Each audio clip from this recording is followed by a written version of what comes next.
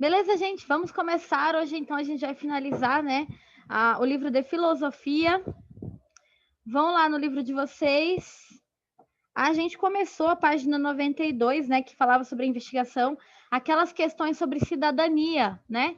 E aí eu quero que vocês vão lá na página 92. Deixa eu ver. 1, 2, 3. No quarto parágrafo, tá? Que foi onde a gente parou. Vou compartilhar aqui com vocês. Se alguém quiser ler, como eu sempre falo, pode colocar eu aí no chat.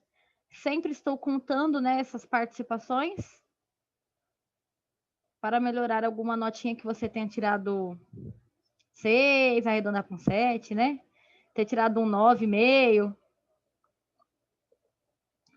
Sempre tem como melhorar, certo? Gente, então vamos lá, página 92, nessa parte do cábice. Se alguém quiser ler, coloca eu aí no chat.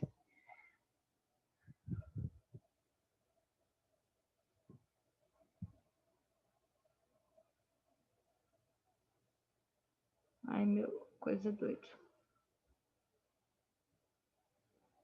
Ok.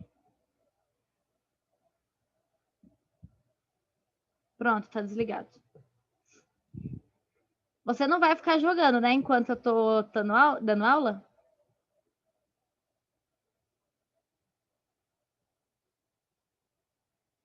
Cabe-nos, então, perguntar: qual o sentido de afirmarmos hoje a importância da filosofia para o exercício da cidadania? Para equacionar essa questão, será necessário discorrer em torno da nossa compreensão do mundo contemporâneo, de modo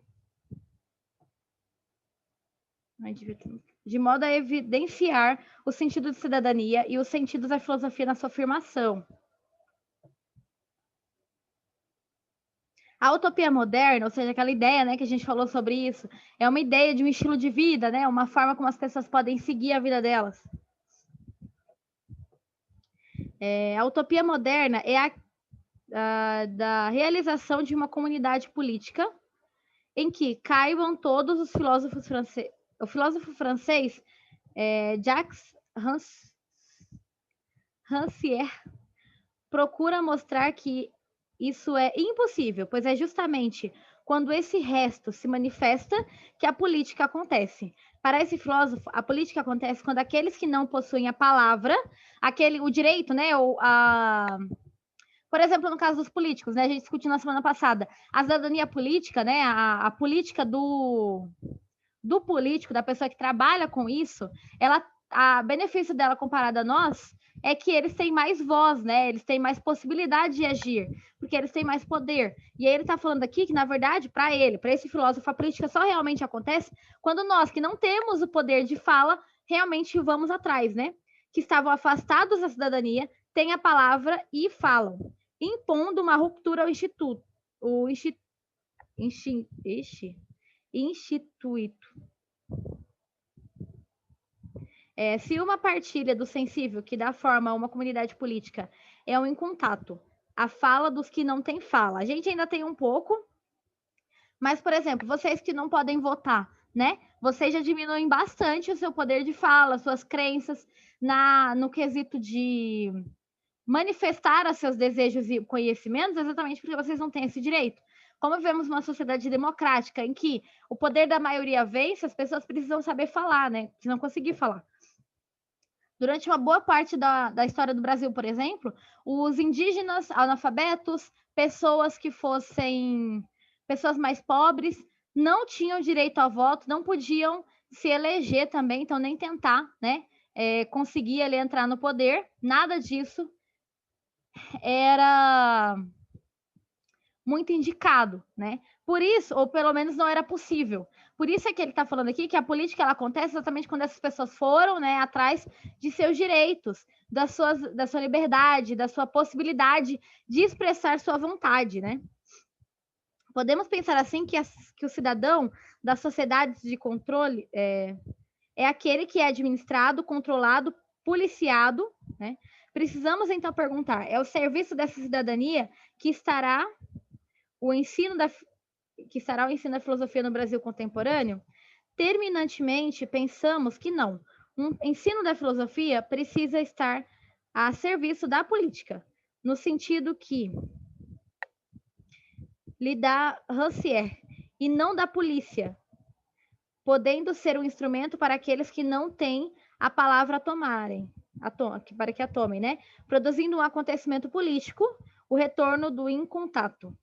Por fim, se uma cidadania de resistência nos tempos hipermodernos, né, é como argumentamos atrás, o exercício de tomar a palavra por aquele que está afastado do processo de administração social, instituído um acontecimento político, podendo dizer que o exercício de um ensino da filosofia que seja o ensino da criação. E pela criação a invenção das saídas. É um ato no sentido dessa cidadania. Então ele está falando aqui que, na verdade, a filosofia ela está posta aqui, então, como uma crítica às formas como a gente põe para gerar um sentimento de necessidade para que as pessoas que não têm essa possibilidade também possam falar, né? Para que não detenha logos, como ele está falando aqui, aquelas comunidades, por exemplo, quando a gente fala que são pessoas mais desprovidas de conhecimento, né? Ou são leigas em algum determinado assunto, pode ser política, no sentido de partidos, pode ser no sentido histórico, no sentido matemático. E ele está questionando aqui como que a gente pode, de um modo, pelo meio da filosofia, a gente pode levar, né, o conhecimento e o pensamento a diversos grupos, tá? Agora eu quero que vocês vão lá na página 97. E a gente vai falar sobre democracia. E é o último capítulo, certo? Democracia no sentido que a gente estava falando, né? Um por todos e todos por um. É a vontade, né, da maioria. Eita, tá voando.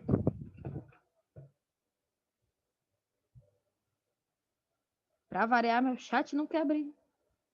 Tá.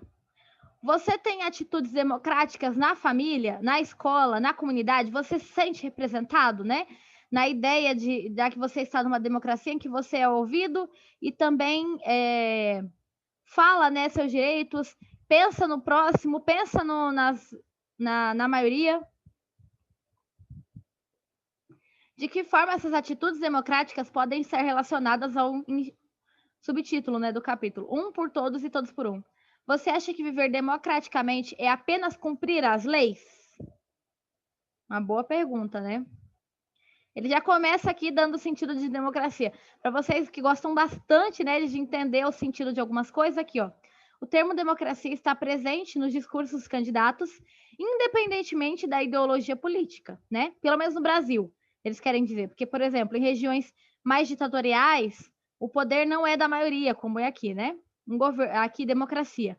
Governo em que o povo exerce a soberania. Então, a maioria, né? O povo é que decide o que é melhor para a maioria.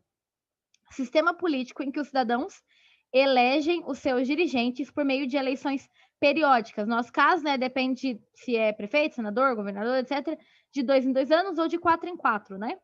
Regime em que há liberdade de associação e de expressão e que no qual não existem distinções ou privilégios de classe hereditárias ou arbitrárias. País em que prevalece um governo democrático. Então, quando a gente fala de democracia, é a liberdade, né, da maioria, tanto ou a liberdade, né, de todos, em que as pessoas possam se expressar e a maioria decide por todos, tá?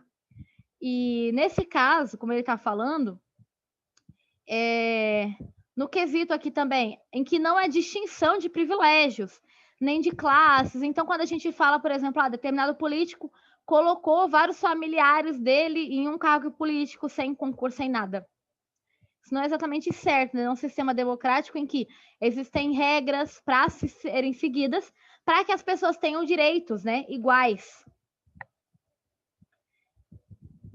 Próxima página. Se alguém tiver alguma dúvida, coloca aí no chat, eu vou tentar abrir. Consegui.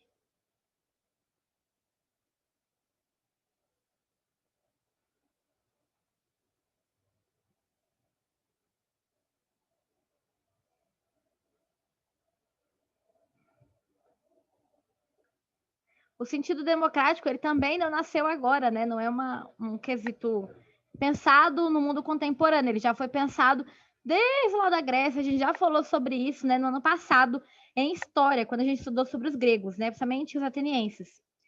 Júlia estava estudando sobre a democracia na sua escola. Seu professor de filosofia explicou que a experiência democrática teve início em Atenas, uma cidade-estado grega antiga, né, da Grécia Antiga, onde o poder que antes se concentrava nos palácios distantes dos súditos passou a ser discutido em praça pública, a ágora, que é aquele lugar que a gente falou, né?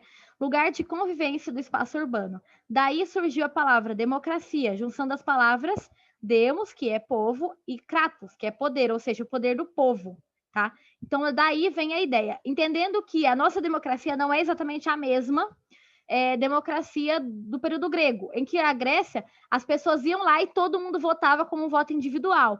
A gente tem uma democracia representativa. A gente decide por prefeitos, governadores, etc., que tem mais a ver com o pensamento da maioria, tá? Naquela época, a vida na cidade era mais simples que atualmente. Por isso, a democracia ateniense era exercida de forma direta por seus cidadãos, que eu acabei de falar, né? Os atenienses livres, as mulheres, os menores, os escravos e os estrangeiros estavam excluídos da vida política, até porque eles não eram considerados cidadãos, né? As assembleias dos cidadãos na Ágora reuniram poucos milhares de homens e ocorriam a cada 9 dias para decidir sobre questões políticas que envolviam a guerra e os problemas na vida cotidiana da polis, como os festejos religiosos. No entanto, a democracia ateniense durou apenas alguns séculos, e novas experiências democráticas só surgiram ao palco histórico mais de 2.000 anos depois, com o fim, né, do século XVII. Então, como a gente está falando, já é uma grande diferença. Eles tinham constantemente essas reuniões, né? E aí você pensa o trabalho que não dava. Você largar tudo que você estava fazendo para ir lá participar, né, da política. Ah, vai ter lei sobre se vai ou não ter carnaval, digamos assim, né? Que é uma lei que fica aí em vigor ainda mais nessa pandemia. Vai ou não ter carnaval em fevereiro? Fevereiro? Não sei. Ou é fevereiro ou é março. Vai ou não ter carnaval nessas épocas? Aí todo mundo ter que ir, cada cidade ter seu bloco lá, em que cada um vota individualmente, levanta a mão, abaixa a mão, imagina. E as pessoas que trabalham e todo mundo. Então, assim, ficou inviável, né, para a relação. A maioria dos países, na verdade, eles continuaram por muito tempo como reinos, monarquias, né, oligarquias, porque era muito mais fácil ser o poder de uma pessoa só e ela decidir por todo mundo. Mas também não era muito justo, né? A gente estuda bastante em história isso. O quanto essas pessoas apenas garantiam seus próprios direitos, né? Deixa eu baixar aqui. Gente, se alguém tiver alguma coisa a acrescentar, perguntar, vai colocando aí no chat. Nessa aula, Júlia compreendeu como o povo grego contribuiu com a forma de governo das sociedades atuais. Só não conseguiu entender uma coisa: como a democracia inventada pelos gregos, cujo diferencial é o povo exercer os rumos da cidade, conseguia excluir a maior parte da população. Ela achava essa exclusão absurdo, sobretudo o fato da democracia ter surgido em uma sociedade escravista. Isso tudo está muito confuso. Como aquilo era possível?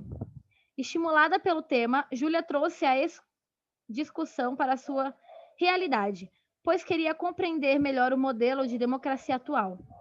Será que a democracia de hoje é igual à de Atenas? O professor respondeu que a democracia atual não é mais exercida de maneira direta, mas sim representativa, né, como eu falei. Explicou que a ideia de representação surgiu na Idade Média e os direitos humanos surgiu no século XVII. Influenciaram a democracia atual. Júlia ficou ainda mais curiosa. Queria procurar as respostas, mas muitas dúvidas surgiram na sala de aula. Qual é a diferença essencial entre a democracia direta e a representativa? Qual delas é a melhor? A democracia representativa também é excludente? Nos dias seguintes, ela observou um pouco melhor a sociedade. E diferente de antes, começou a perceber que também existem grupos excluídos na democracia atual. Os meninos de rua, os mendigos, os desempregados, entre outros. Júlia percebeu que a democracia brasileira também exclui os pobres. Embora soubesse que no Brasil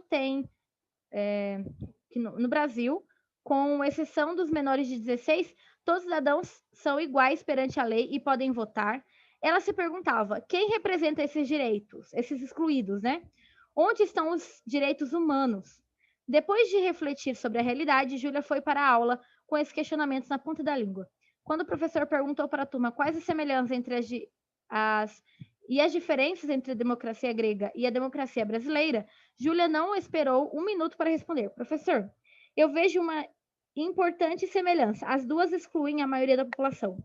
Realmente, Júlia, a democracia ateniense, como a grega, também é excludente. Por isso, chegamos a uma importante questão. Pode haver democracia com exclusão? Todos os alunos ficaram muito pensativos quando aquela pergunta do professor. Será que a democracia só existe no papel? Na prática, é outra coisa que ninguém sabe explicar? Um colega no fundo da sala retrucou. Professor, se o que vivemos não é democracia, então o que é? Acredito que não vivemos em uma ditadura, mas posso constatar que aqui no Brasil, como era na antiga Grécia, a sociedade é desigual. Será que é a diferença entre ricos e pobres que possibilita vivermos democraticamente? Qual é o nosso papel como cidadãos na construção de uma sociedade realmente democrática? Cada cidadão deve lutar por um modo de democracia que assegure os direitos humanos e procurar ser e agir democraticamente, respondeu o professor. Júlia saiu da sala de aula pensando sobre o que o professor propôs. Eles tinham uma responsabilidade para com a vida social. Por isso, tinham que ser pessoas éticas e verdadeiras desde cedo, pois as suas atitudes pessoais têm consequências também na vida real, na vida social. Então, é a ideia, né, que a gente estava falando. Muitas vezes a gente começa a pensar, nós vivemos em uma sociedade democrática, mas aí eles vão questionar, mas é igual? É democrática, mas todo mundo é ouvido? Todo mundo tem direitos iguais? Na prática, ou isso está muito relacionado apenas ao papel, né, das relações sociais? E as minhas decisões têm consequências com o outro? Ou não? Apenas as minhas decisões apenas têm consequência comigo mesmo? A gente já sabe, já estudou sobre isso, que as consequências que nós fazemos não está ligado só a gente, né? Tem consequências para várias outras pessoas, como no meio ambiente, no meio social.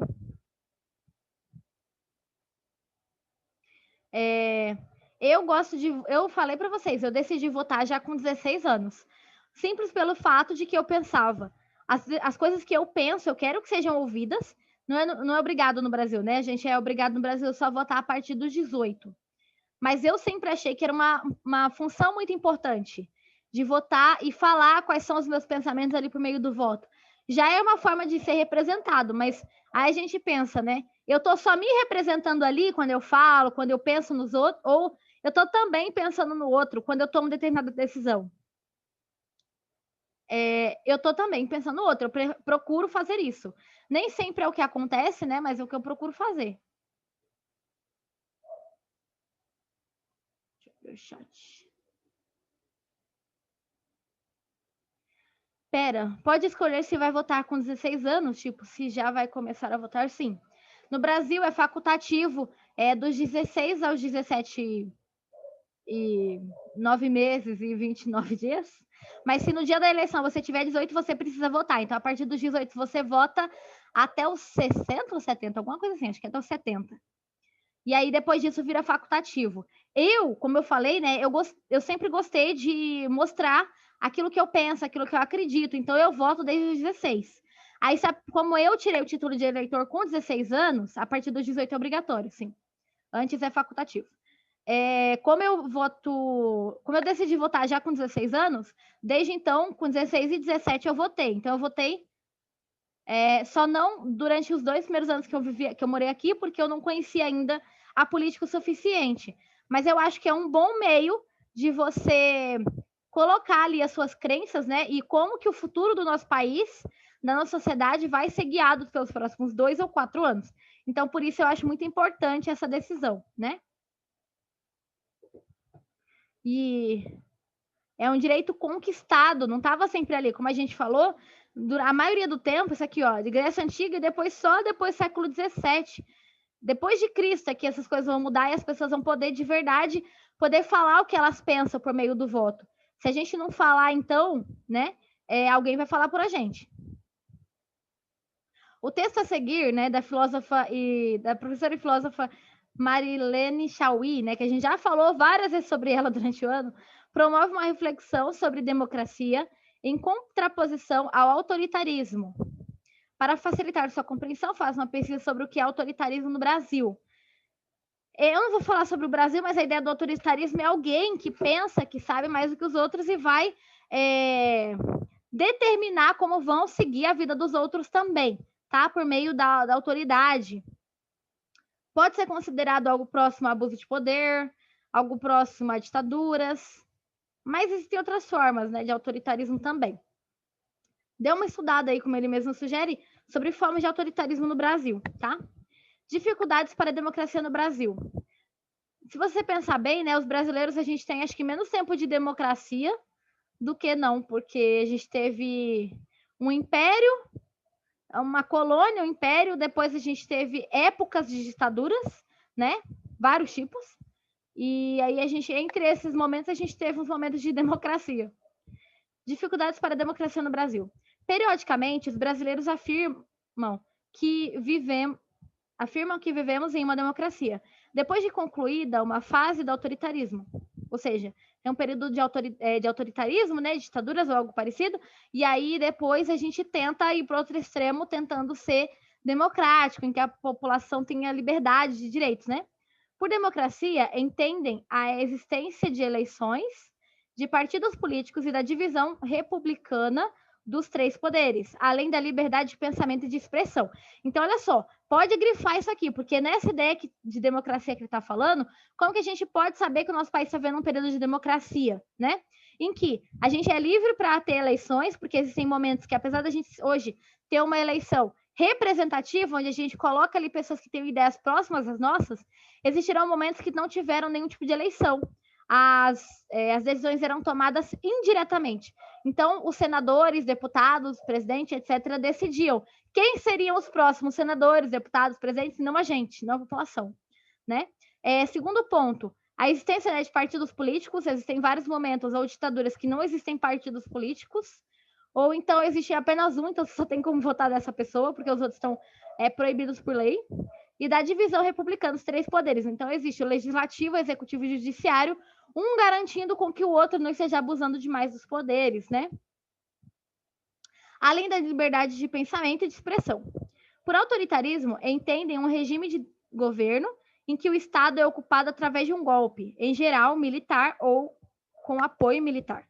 Não há eleições, no caso do indireto, como eu falei para vocês, nem partidos políticos. O poder executivo domina o legislativo e o judiciário, então tem um poder que está acima dos outros, né? No caso da democracia, não tem isso. Os três poderes têm que estar um cuidando do outro igualmente. A censura do pensamento e de expressão, por vezes com tortura e morte dos inimigos políticos. Em suma, democracia e autoritarismo são vistos como algo que se realiza na esfera de Estado e este é identificado com um modo de governo. Essa visão é cega para algo profundo na sociedade brasileira. O autoritarismo social, nossa sociedade, autoritarismo social. Gente, coloca o nome no chat aí, por favor. Nossa sociedade é autoritária porque é hierárquica, ou seja, tem uma pessoa, né, que está mandando, pois divide as pessoas em qualquer circunstância, inferiores que devem obedecer e superiores que devem mandar. Não há percepção nem prática da igualdade como um direito. Nossa sociedade também é autoritária porque é violenta. Nela vigoram racismo, machismo, discriminação religiosa e de classe social, desigualdades econômicas das maiores do mundo, exclusões culturais e políticas. Não há percepção nem prática de direito à liberdade. Então, por mais que a gente tenha essa liberdade geral da democracia, ainda vivemos coisas que lembram, né, uma ditadura no sentido de que não somos livres completamente, né? A gente não pode falar tudo que a gente quer, a gente não... Existem pessoas que mandam e outras pessoas que obedecem, então não é todo mundo igual. Existe violência policial, violência entre pessoas, violência dentro das famílias, sempre de uma pessoa mandando mais que a outra, né? No caso aqui, o tipo de violência policial seria o mais indicado quando a gente fala que é o próprio Estado, né? Com letra maiúscula, dominando a população no geral, tá? É que, no caso, a polícia seria a representação do Estado. O autoritarismo social e as desigualdades econômicas fazem com que a sociedade brasileira esteja polarizada entre os carentes das camadas populares e os interesses das classes abastadas e dominantes, sem conseguir ultrapassar carências. Sem conseguir ultrapassar carências e interesses e alcançar a esfera dos direitos. Os interesses, porque não se transformam em direitos, tornam-se privilégios de alguns, de modo que a polarização social se efetua entre os despossuídos, os carentes, e os privilegiados. Estes, porque não são portadores dos conhecimentos técnicos e científicos, são os componentes cabendo-lhes a direção da sociedade. Como vivemos uma carência, é sempre específica, sem conseguir generalizar-se em interesses comuns, nem utilizar-se em direito. Um privilégio, por definição, é sempre particular, não podendo generalizar-se em um interesse comum, nem utilizar-se em um direito, pois, se tal ocorresse, deixaria de ser privilégio. Ora, a democracia é criação e garantia de direitos. Nossa sociedade, politizada entre a carência e o privilégio, não consegue ser democrática, pois não encontra meios para isso. Então, a gente está falando aqui de que, como a gente vive numa sociedade absurdamente desigual entre vários setores, né? Setores, classes sociais, de cor, de porte físico, entre várias coisas, é difícil mesmo a gente conseguir ser plenamente democrático ouvindo todo mundo. Na verdade, não é bem o que acontece, né? Mas estamos tentando caminhar para isso, ou talvez já estamos achando que tá bom, não sei. Página 100. Na verdade, página 99, né? Leia o texto a seguir para responder as questões que seguem. É preciso compreender os princípios que definem um regime democrático e atentar para suas especificidades. Então, ele vai dar aqui várias características, né, de um regime democrático. Democracia é o governo no qual o poder e a responsabilidade cívica são exercidos por todos os cidadãos, diretamente ou por meio de seus representantes livremente eleitos, tá? Democracia é um conjunto de princípios e práticas que podem grifar isso aqui tudo, que protegem a liberdade humana e a institucionalização da liberdade. Então, né, como ter a sua responsabilidade civil garantida, ter a liberdade total de ser cidadão, né, de lutar por seus direitos e deveres, e a questão da liberdade, em que nós temos a liberdade humana é algo fundamental. Ninguém deveria mandar um no outro, né? A democracia baseia-se nos princípios de governo da maioria associados aos direitos individuais e das minorias.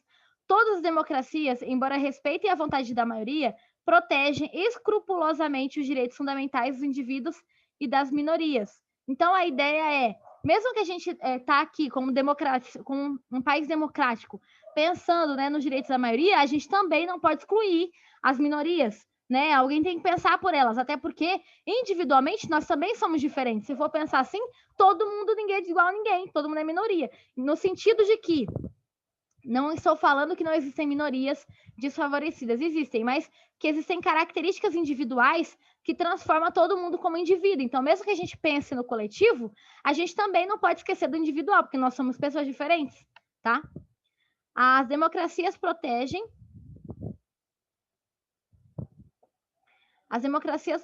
de governos centrais muito populosos e fazem a descentralização do governo a nível regional e local. Desculpa. Entendendo que o governo local deve ser tão acessível e receptivo às pessoas quanto possível. As democracias entendem que uma das suas principais funções é proteger direitos humanos fundamentais, como a liberdade de expressão e de religião, o direito à proteção legal igual e a oportunidade de organizar e participar plenamente na vida política, econômica, cultural da sociedade. Então, essas aqui são as garantias de direito, né?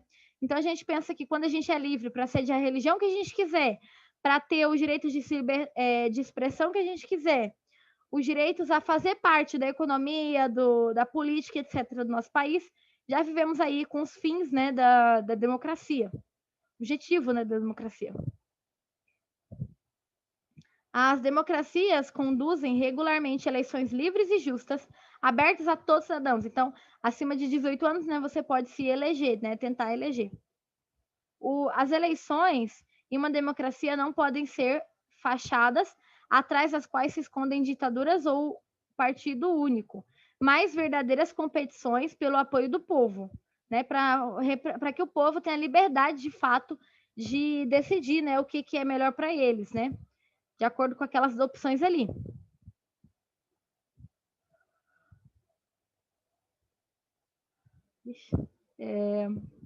A democracia sujeita os governos ao Estado de direito e assegura que todos os cidadãos recebem a mesma proteção legal e que os seus direitos sejam protegidos pelo sistema judiciário. Então, todo mundo tem direito, né, a um julgamento justo, todo mundo tem direito a um advogado. Então, existem várias coisas ali que são garantidas, né, por meio dos direitos democráticos. As democracias são diversificadas, refletindo a vida política, social e cultural de cada país.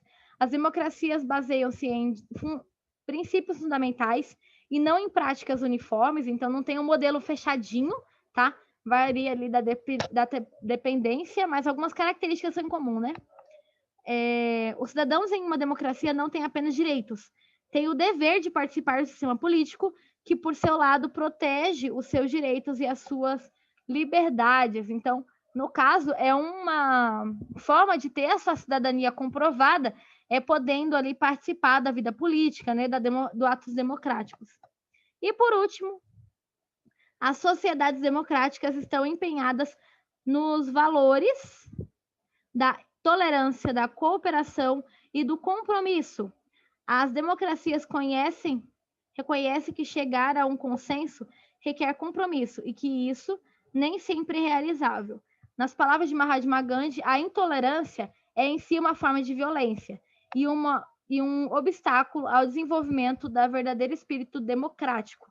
Então, a ideia de que todos nós temos os direitos, né, e liberdade e os nossos direitos garantidos para sermos livres e assim possamos fazer realmente colocar em prática, né, tudo aquilo que a gente tem direito.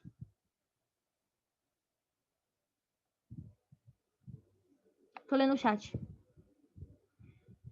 Você diz que a nossa democracia é representativa. Seria esse o motivo de não vivermos democraticamente, visto que usamos do nosso regime político para apenas votar por um representante e não por algo mais importante, como as diferenças de classes? Então, é que aí você está perguntando a minha opinião, né? Eu não acho que o fato da gente viver em uma democracia representativa seja motivo da gente não ter mais democracia. Mas, e sim a gente votar em pessoas que não se importam tanto com isso. Tanto com se preocupar com as individualidades, tanto com se preocupar com as pessoas que são consideradas invisíveis, né? Mas a gente também, como politicamente falando, a gente também pode agir isso na prática. Só que os políticos, eles têm um pouco mais de autonomia, né, para fazer algumas coisas, tá? Você perguntou a minha opinião. Eu acho só que as pessoas deveriam votar em pessoas que realmente pensam sobre isso, né? Até porque não teria condições, sendo realista, né? Da gente parar tudo e todo mês a gente ir lá, toda semana a gente ir lá. Ou durante 1 hora por dia a gente trabalhar na política do nosso país. Ia dar muito trabalho, ia não ser produtivo, porque nós somos muitas pessoas no Brasil, por exemplo. E talvez ainda assim continuar cada um pensando só em si mesmo, né? E não, tipo, em uma pessoa que está ali, teoricamente, para pensar no coletivo, né? Pessoas colocaram o nome no chat. Antônio, Mariana, Daniel e Suelen. Tudo bem? Alguém ficou com alguma dúvida, gente? Acabamos o livro de filosofia do 7º ano. Agora filosofia só no 8º. Semana que vem já vai ter uma outra coisinha, né? E aí depois vocês vão vendo direitinho. Muito obrigada. Se ninguém tem nenhuma dúvida, a aula acaba por aqui hoje.